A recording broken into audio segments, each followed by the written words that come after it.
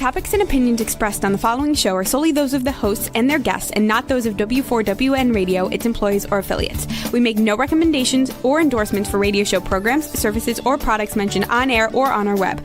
No liability, explicit or implied, shall be extended to W4WN Radio, its employees, or affiliates.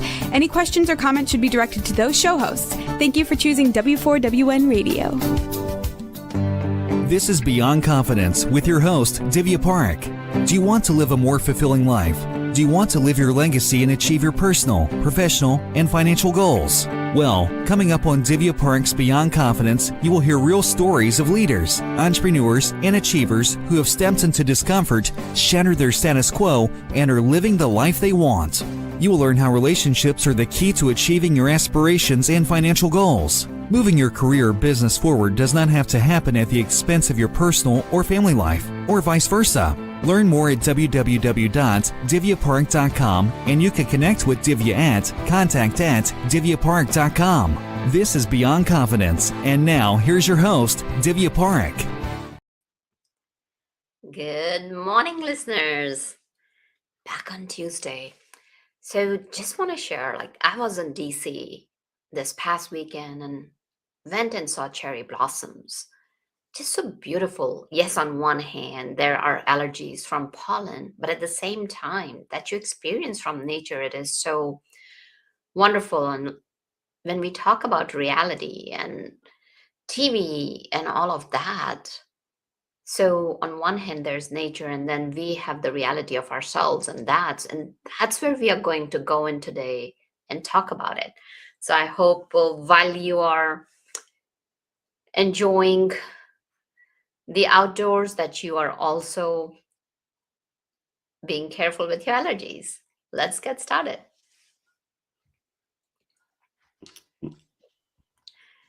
Welcome, Dr. Steven. Hi there. Nice to be with you. Nice to meet you, and good to have you on the show. So let us know, how did you get into reality TV shows? Well, it was a little unusual. I'm a psychologist. I started out as a regular psychologist, working with adolescents and adults. But I also got into the business side of things and was involved in psychological testing. And we set up a company that was automating psychological testing. And along the way, I got a call from a colleague who had an unusual request. We had developed something that measured emotional intelligence, which was brand new at the time. And he wanted to know if our test, our emotional intelligence, would work in an unusual circumstance. And what it turned out to be was that he was screening applicants for a show that I never heard of it at the time, but it was called Survivor. And we all know that show today. So I initially got involved helping to do assessments for Survivor, then The Apprentice, through my colleague. And then I got more directly involved in shows as they developed, and reality shows grew like mushrooms. Oh, wow. And a lot of people are kind of talking about reality TV shows. It's because it's happening in real time to real people. People are very much engaged. So can you kind of tell us that why reality TV may be more revealing the psychological aspects of human beings than what we all think about it? Yeah, reality TV to me is like a psychological laboratory. I get to do things that I couldn't do at a university setting. The ethics committees wouldn't allow you to do those things, but not because they're unsafe, but they didn't have the proper protections around it, medical care, psychological care. So basically, we're conducting sort of experiments with people in real time. And that's what makes it so exciting, that we get to see it's almost like a mirror of society, but it's blown up. You're under pressure. You have to make decisions quickly. You have to form relationships. And we learn a lot about how people react in these situations that help us understand things that go on in our real lives. And again, I see it as kind of a mirror of what goes on in the real world. So tell us how the whole process works, because I'm curious now. Well, it starts with casting or screening. And for the popular shows, there's often thousands of people who want to be on these shows. There's a big draw to being part of it for a number of different reasons. So I'm involved in that element of it, casting, making sure it's safe for the people who do get selected. I'm also involved in preparing them for what they're going to experience when they're on the show.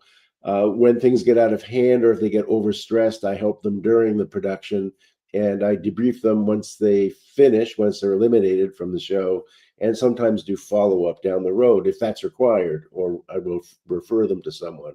So there's a number of steps that I will help walk them through on the shows. But basically, the shows vary. There's dating shows, there's competition shows, there's social interaction shows, talent shows. There's a variety of different reality type shows, but they all share some common things. And one of those is that you're performing under pressure, Mm-hmm. one way or another. And what I've identified is 10 archetypes, 10 types of almost like personalities that people take on when they're in these shows. And again, these archetypes reflect some of the things we do in real life. And that's whether we're leaders or whether we're just trying to get by day to day. We share a lot of these common sort of traits with what we see on TV. Absolutely. So share with us when you are talking about that casting that you are making an effort, you're looking at how they will respond under pressure, like that is the main criteria. So how do you go about selecting people? What are some of the criterias? Well, casting, it's a lot like maybe casting a Broadway show. You want different characters. Mm, A good show is very diverse. We get people from different backgrounds, social economic backgrounds, different gender identities, different all kinds of different beliefs, conservative, liberal. We sort of mishmash people that wouldn't ordinarily encounter each other in real life. And that's the other thing that makes it so interesting when you mix all these people together who've never met anyone like the other kind of person before. How do they interact? How do they deal with that? And then you add on to that the pressure of a competition. So are they going to cooperate? Are they going to compete? Are they going to fight? Are they going to work together? All of these are elements that go into making us want to watch what happens next in these shows. It's all the human element, how people and the emotions are real. People talk about reality TV being fake, but it's not. The emotions are not fake. The emotions are real. What's set up are the situations, right? We'll put them in a situation where we set up a competition. That is set up. But what happens next is real. They cry, they get anxious, they yell at each other. Those emotions have to be real. They're not actors. They're behaving the way that the situation almost demands them to behave. that is because so many times when these are set up shows, it's hard to know what's reality and what has been staged. So what you're sharing is that these emotions are real. And now there's definitely competition, and that competition could be whatever the amount of prize there is or whatever the reward there is at the end of it. Yeah, And you whether it's a mentioned something very key point that, whether they will collaborate, whether they'll do so during these high pressure and high stake competitions. What have you observed in terms of trust and loyalty in building relationships? Well, the people who are able to build trust and loyalty are the ones who tend to go further in the game and maybe even win it at the end. Because if they don't trust you, they're going to get rid of you. They're going to throw you out. If they think that you're backstabbing or that that you're not loyal to the group, then they're going to get rid of you. And it's almost like what happens again in real life when someone at work is not loyal or not trustworthy. We tend to exclude that person. Maybe we can't get rid of them, but they're not close to what's happening. They don't know what's going on in the organization. The same thing here. You have to build trust, and that's why some of the basic elements are important, like empathy, flexibility. Some of the elements of emotional intelligence that we've been studying for years are really significant in these situations, just like they are in real life. Hmm. So, are you at liberty to share any stories where you have seen this in action? Well, we see the in action all the time in all the shows. Basically, Yeah, we see people who lose it, who get emotionally frustrated. In a cooking show, for example, one person who wanted to assert himself as the leader. It's not always good to tell everybody you're the leader, but this person wanted to make everyone know that they thought they were the leader. And he would they had a competition to make a 5-star breakfast, a top of the line breakfast, and they put them in teams. So as a leader of the team, he was the first out to pick ingredients for this breakfast. And what he went and did was he grabbed the whole bowl of eggs, right? And eggs are a main thing for breakfast. So none of the other teams were able to get eggs. So they were all furious and going crazy. Even his team went to, "What are you doing? Like, why are you doing this?" And he acted like, "Well, I'm just trying to make my best breakfast, and this is what I need." So we call that the chaos agent. That's someone who just, by doing what they do, cause chaos with everybody else. And again, in the office, you might get somebody who does something, plays the radio too loud, or does something that creates chaos for everybody else. Um, and that person usually gets themselves in trouble and often doesn't last very long in the game. Mm-hmm. And you also mentioned about Survivor, which is such a very different show. I mean, I haven't watched a whole lot of it, but occasionally I have watched that. So those are pretty drastic conditions and extreme conditions. How do things play out over there, and how does emotional intelligence work? Well, again, those conditions add to the stress, right? And the fact that you're competing with others, then you might get eliminated. This might be your last week or day on the show.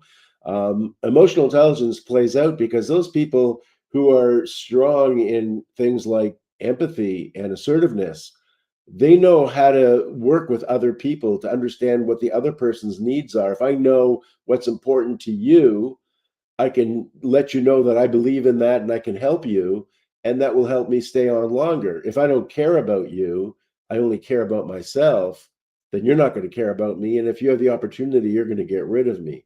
So the conditions, it just amplifies everything. In organizations, we've done training, and some of the best training are simulations, and those simulations add an element of stress. For example, in one type of simulation, it's called paper planes, where you have people set up a factory where they're building and selling airplanes, and you set up different departments. But then you put pressure on where the quality control isn't working, or they can't produce enough airplanes. You add pressure to the game, and you find that changes the whole dynamic of what's going on. And what you want to see is, how do people deal with each other under that kind of pressure? Do leaders emerge? Or do people just go at each other's throats and fight and everything falls apart? And that's where you see real leadership built in. So as psychologists, we call it emergent leadership. You throw everybody together and they're all equal, right? At Yeah. work, somebody's called the boss, so we expect them to be a leader, even though they may not be a good leader. But in this situation, everybody starts out equal. But what we always find is somebody emerges as a leader, according to everybody. Everyone sort of agrees, "Oh yeah, Johnny, I'll follow Johnny. I'm not going to follow Bill, but I will follow Johnny."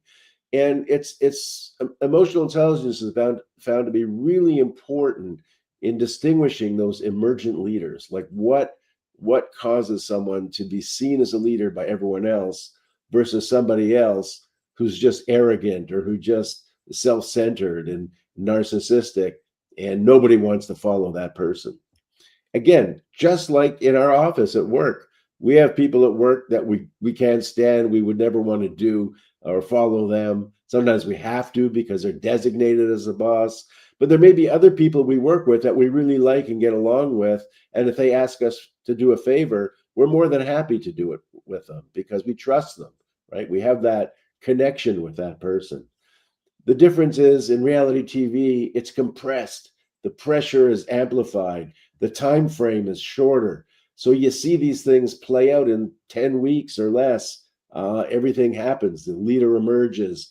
People get excluded. People get included. Teams form. Alliances build. All this stuff happens in a very short time. Yeah, and then that is such a powerful example that you gave. about emergent leaders. And this is no different in organizations either. Because as I've helped organizations, there could be a product deadline that they're releasing the product to the market and they have to bring it in. And then sometimes what happens is in the last few weeks, something breaks, and that is they have to go and fix the features and it's going to impact the whole timeline and all that. So, what you're talking about runs very parallel to the leadership and real life situations, not only, and sometimes it can be as simple as things happen. Like just now, one of my clients was just kind of talking, they had been planning about something, he was fully involved, and something happened at his home where he had to rush to his father's side. So life is like that as well. And that's why you call it reality TV show. And talking about, you said something about emergent leader. And so many times, we'll give it the name of gravitas or executive presence. What are some of the characteristics of that emergent leader? Well, one of the things we found to be really important is the idea of emotional intelligence. The Mm-hmm. person who is an emergent leader is the person who listens to everybody else. Maybe doesn't always agree with them, but knows how to use empathy, knows how to understand what's important to them. So I may be able to say to you, yes, I know you want this right now. I understand what you need. I want to help you with that, but we have to put that off till later because we have to do something else first. So that ability to empathize, to understand what people want. Another important thing is assertiveness. The ability to not be afraid to say what you want, where you want to go, or where you want to lead the team so that everybody knows. It's kind of like an openness. You mentioned trust before. uh, Trustworthy leaders are those who are open, right? They're transparent. We know what they want. If they have a hidden agenda, we lose trust. So being able to express yourself and express your emotions, emotional expression is another part that we find. If I'm upset about something, I want you to know I'm upset about it. I don't want to just hide it and not tell you, and you'll never know that you did something wrong that way, and you'll always be second guessing what I want from you. So if I can express myself clearly and be assertive and tell you what I'd like more of and maybe less of, and I understand where you're coming from, so I take your needs into account, these are the things that build emergent leaders. We see them just rise to the top. It's amazing when you see it, especially in such a brief time period. In a matter of a week or two, people start to rise up because when they use these skills, everyone else sort of gravitates towards them and ignores the self-centered, selfish, over-competitive kind of individual. Yeah, no, definitely. What you said was very powerful, that you can be assertive with empathy because you're telling them that I understand and we need to do this later, or letting them know what's important to you or understanding what's important to them. It's finding that balance. And so many times, what happens, Stephen, is that people are thinking that, oh, that if I'm being assertive, I might be seen as being pushy or as being aggressive. What would you tell our audience about it? Well, the way that we've looked at it, and there's been a lot of psychological research on it, we look at it as a continuum. So on the one Mhm, end, you're very passive. You don't tell people what you want at all. On the other hand, you're aggressive, right? You're over mhm. telling people too much in an unpleasant way. In the middle, we call it assertiveness. And assertiveness is being able to express what you want, even if you may not agree or may have different beliefs than I have. I can still be your friend and get my point across. And that's what it means to be assertive. It's a skill, and it's a skill that you can learn. It's been taught to people that I can say, I know what's important to you, Debbie. I know you want to go home as soon as you can because you have something to attend to. But it's really important for the group or the project if you stay an extra 10 minutes, and we'll all benefit if you help us get this project finished in that period of time. So it's being able to ask you to do something, taking into account what's important to you, and hopefully getting your cooperation. Yeah, so there's a very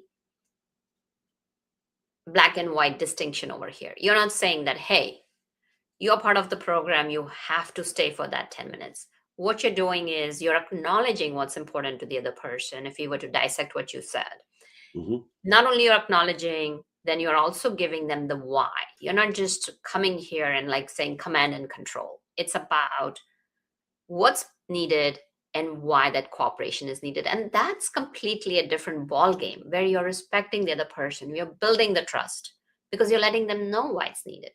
So many times what happens is that a lot of people are not trained, and especially in today's AI world, it's so important that we keep on building these skills. There are going to be setbacks, whether it's reality TV show or real life world or organizational world. And there are going to be setbacks. So, what are some of the key elements of building that resilience to So rise through that? yeah, so for resilience, there's three main components we see that are for resilience or hardiness, as we call it. One is the ability to have a commitment, which is have a purpose, have a big global purpose. Like what is your goal? What are you there? What do you stand for? What's important for you? If you're always grounded in your purpose, that makes it a lot easier to deal with the bumps in the road.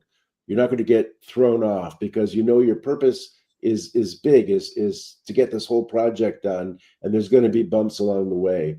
The second component is control. And what that means is understanding what I can control versus what I can't control. I can't control the weather, but I can put on a raincoat, right? So understanding that difference is really important. And third is what we call challenge. So you give me this project, and my God, it's overwhelming. Uh, that's not the way I approach it. I see it as a challenge. I step back, and instead of my emotions taking over, I think of it as a game, as a strategy. Okay, this is the goal. This is what we have to do. What are the best way? What are the pieces I need to put this puzzle together? So those three C's are what help make us more resilient, make us get over those bumps in the road, those difficult things that we have to deal with. The ability to be committed, to have a big goal, a purpose in life, purpose, what we deal with, control, know what we can control versus what we can't, and challenge. The ability to see this as a Mhm. game to be played, something that I can do and I can win at. Yeah. What a great way to look at life. And when you're looking at that, all those three pillars bring you together to live the life most joyously and with a focus on growth rather than the downward spiraling. Because then it's so easy for us to spiral down the negative abyss because so many people just look at life as if they're looking down into abyss. So as we talk about that, you talked about purpose, you talked about being assertive. And during all of these times, like authenticity has been a new word that has kind of been a buzzword for a lot of years that, oh, yeah, I need to be authentic, I need to be true to myself. And then there's also the perception or the image that they're building. How can people balance between the two? Yeah, between the image that you want to project and being authentic, true to yourself. Hmm. Uh, I think it's important to be true to yourself, to be authentic, and not to act as though you're someone or something else. It just doesn't seem to work. So I try to be as much as I can the same person when I'm in the office as when I'm talking to you or when I'm at home or wherever I am. And that's part of your values. I think it's important to have very firm values, things that you believe in, getting back to purpose. If you have strong values and you operate from those values, then it's much easier for you to be authentic. And it transcends, even when you make small decisions, it makes it easier for you to make those decisions if you have strong values that you're operating from, because then you can always judge, does this fit? Do I feel good? Your stomach gets a feeling when you have to make these decisions, and you want to get that extra test. Does it feel good? Is my stomach queasy, or am I okay with this decision? And it's whether it fits into your core values. So I think authenticity is really important, because if you don't have that, we go back to trust and you start losing the trust. And especially if you're a leader, if you're fake, if you put on a fake, everything's wonderful, everything's great, everything's working, and it's not, people will see through that and they won't trust you. They'll learn not to believe you. So it's important to even acknowledge when things aren't going well, and let people know that, but you're going to deal with it. You don't want to be pessimistic. You want to be optimistic, but you want to be honest. So you give the message that things aren't going as well as we'd like right now, but we're going to put something in place to help deal with it. And we want you to be part of the solution. And we want you to contribute ideas in what you have to contribute to help us get through this difficult time. Mm-hmm. So, why is it so uncomfortable? You mentioned that it's important to be true to yourself, and yet we see so many people don that mask. Because they're afraid, they're afraid to look weak. They're afraid to not look, and it's not true, because in the old days I wrote up a sort of a trajectory of leadership going back 100 years. And 100 years ago, Henry Ford or some of those leaders were strong. They never changed, going down with the ship is what they said. Mike, you can get any color of car you want as long as it's black. They would never change their mind. Once they said something, if they backtracked, they would be weak. They didn't want to look weak to the people. But that's all changed as we progressed. More modern leaders, Bill Gates and other leaders, have showed us that, hey, we can change direction. We can do things differently. When the world changes, we can change with it. Microsoft avoided dealing with the internet for years. They didn't want to invest in the internet as a company. But once things started moving in that direction, once Netscape came out, they changed their whole philosophy and turned it around. So they were able to be flexible and move. And I think now we're showing that good leaders show their vulnerabilities, because they're not Superman or Superwoman. They have vulnerabilities. And the people that we respect and that we believe in, we trust, can show those vulnerabilities. They can admit they make mistakes. They can show that they don't know everything, that they rely on other people to help them out. So what we're seeing is a real shift in leadership, and those masks are not working. They're making people think that you're dishonest or untrustworthy. So as you mentioned, that leadership has shifted, people's expectations have shifted. Coming back to the reality show, we see a lot of authenticity over there. Like you said, that, they are in that compressed pressure, and under that, they have to make decisions. So tell us, some of the practical lessons that people can take away from that is how to make those decisions under that high pressure, and then how does that authenticity play out? So one of the things we see is that that ability to connect with people is really important. Building alliances, right? Another thing is the ability to strategize, to sort of plan ahead, to think of, okay, if I go here, or what's likely to happen 2 steps from now, 1 step, 2 step, 3 steps. So, but being willing to change, because flexibility is also really important. Sometimes people come onto a show and they figure they got this roll down. They have blinders on. This is how I'm going to behave. And you throw them a curveball, right? And they're lost. They don't know what to do. So you have to have flexibility. You have to be willing to change on a moment's notice, change direction of your plan or who you're aligning with, and so on. So these are, some of these factors are really important. The ability to connect with people, build relationships, be flexible, ability to change quickly, strategize, look at the big picture, and think of where you see yourself going, or how you'd like to be. Those are some of the key things. Another thing that also helps is having a sense of humor. We like people who make us laugh, right? We're not as threatened by those people. If you're always serious and always competing, again, trust comes into it. Is that person only looking out for themselves, or do they care about me at all? But if I can make you laugh and I'm funny, then you're going to care more about me, right? Because I'm doing those kinds of things that other people enjoy. So those are some of the factors I see help people, get ahead of the pack. Yeah, and that definitely makes sense. So you alluded to that there are archetypes. Do you want to share, a few which are common and prevalent to the most people? Sure. So everyone, of course, is familiar with the villain, right? The person who goes in there planning to stab everybody in the back. And sometimes the villain gets ahead and wins, but if people catch on to the villain, they get rid of them. They want to throw them out.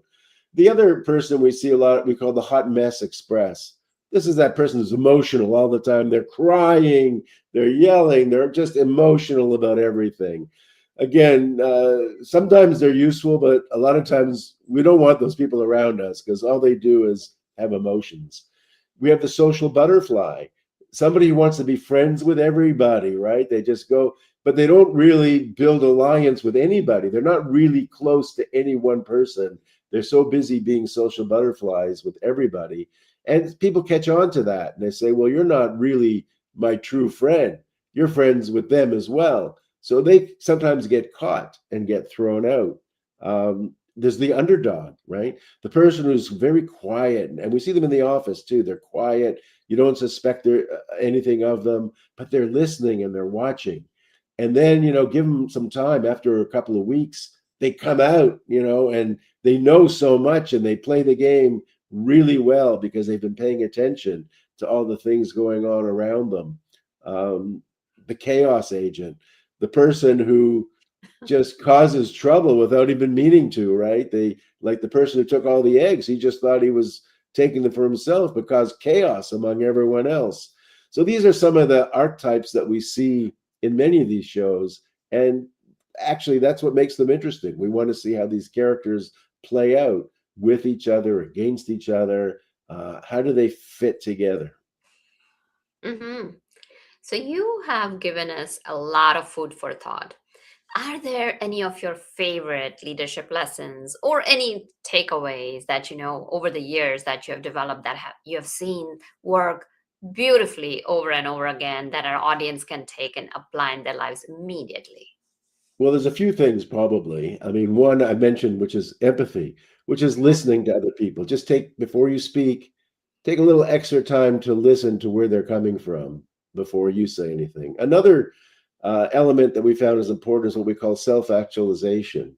And what all that means is really that you're willing to learn, that you're interested in learning, whether it's reading, whether it's watching YouTube videos or whatever it is. You want to learn more. You always feel that there's more you can benefit from. And even on the shows, I find those are the best contestants. Not the person who comes into a cooking show saying, I'm the best cook in my city, I'm going to win this thing.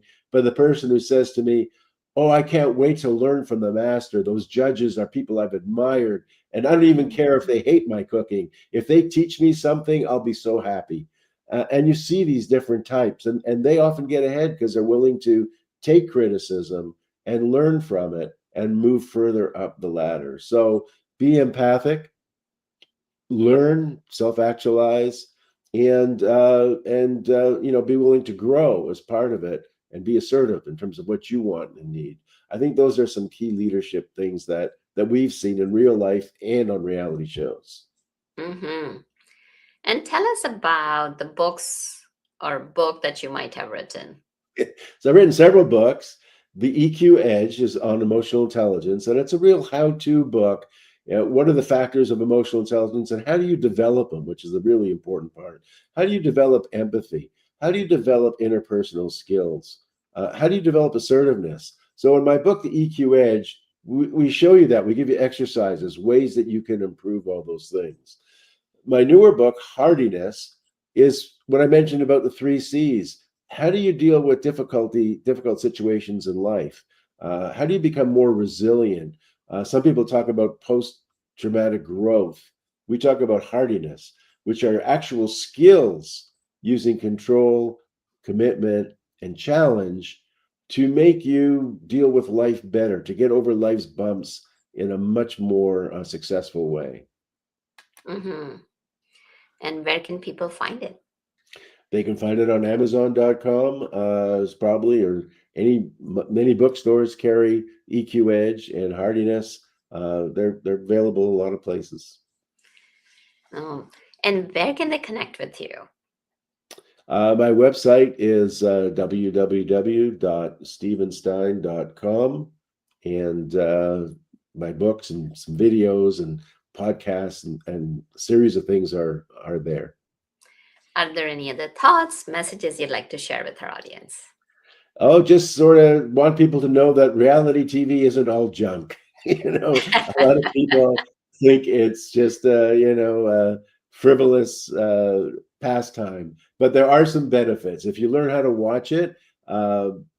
Be a more sophisticated watcher of it. You can learn from it, and hopefully in the near future I'll have a new book out called The Psychology of Reality TV that will actually go through these archetypes and teach you how to use them in your life, to watch them, recognize them when you see them on TV, and what you can take away from them, because they all have a good side and a bad side. So if you learn how to use the good side of each of these, it can probably help you a lot at work and at home. Yeah, no, definitely. I think so. What you mentioned about that each side has a good and a bad. So you can learn from the good, and from the bad you can learn what not to do. Exactly. You could be a strategist, a great strategist, but at the same time, you're not paying attention to other people. You're ignoring them because you're so busy with your own strategies. So you have to be, again, it's good to have strategy, but it's not good to ignore other people or not pay attention to them. Or you could be the comic relief person being funny all the time, but then you don't take anything seriously. So you could lose on that count. So there's a good and a bad to each of these archetypes. They can help you or they can sink you. It's a matter of learning how to navigate them. Absolutely. And you mentioned about like strategy that, if you're not paying attention to other people, if you're not listening, if you're not considering other people, then your strategy may not be right because you're not considering all the factors. So thank you for giving us the wisdom nuggets today. I'm sure, just like me, our audience will find it very, very valuable. Any last minute thoughts? Oh, thanks very much for having me. It's been a pleasure speaking with you. Oh, I thoroughly enjoyed our conversation. Thank you, Dr. Steven.